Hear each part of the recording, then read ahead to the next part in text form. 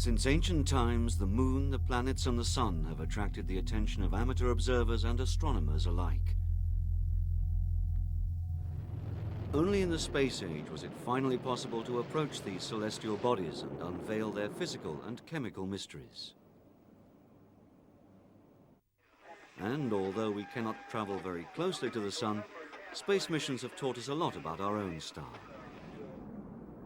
Since the early 1970s, the European Space Agency ESA also set an emphasis on studying the interaction of the solar wind, a stream of energetic particles emitted by the sun, with the Earth's own magnetosphere.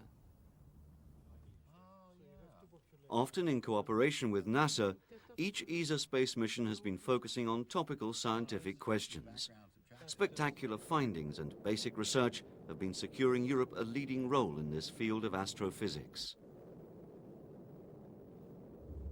Ulysses, launched back in 1990, was the first spacecraft ever to watch the sun at its poles, a region which had never been observed before.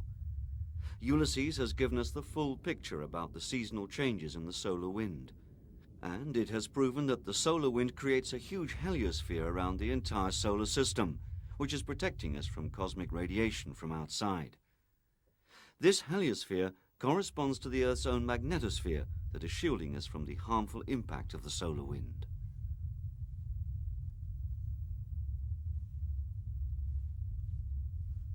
Five years after Ulysses, SOHO was placed right into the particle stream of the solar wind that continuously blows towards our planet.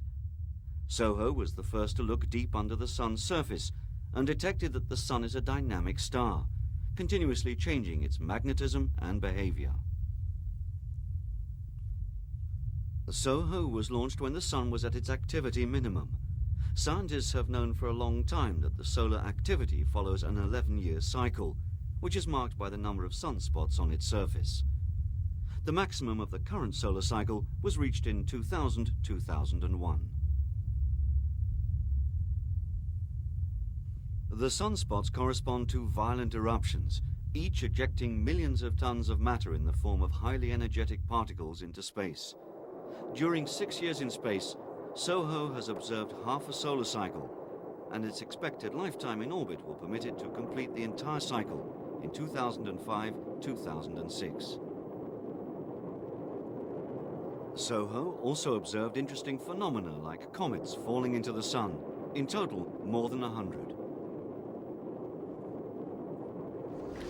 For scientists, these fascinating images mark a giant step forward in understanding not only the sun, but also the interactions of the Earth with our neighbor star, which at times can be dangerous and even destructive.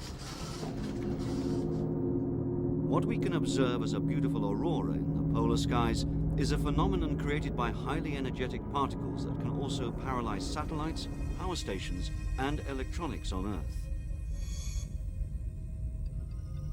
To investigate this violent impact of the sun, a fleet of 4 satellites called Cluster was launched in summer 2000. This ESA mission continuously measures our planet's magnetic shield and records its changes caused by the irregular solar eruptions. Now, with SOHO and Cluster, scientists can start to forecast the effect of the solar wind on Earth. The next generation Solar Orbiter is scheduled to fly in 2011. Solar Orbiter will study the sun from very close by and deliver data on the processes in its atmosphere. It will map the sun's surface to an accuracy 500 times higher than we know today. In the next years, ESA missions will travel to many different places in the solar system.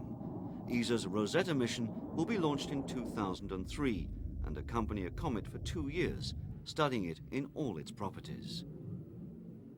Also in 2003, ESA's Mars Express will search for a hidden water deep under the surface of the red planet.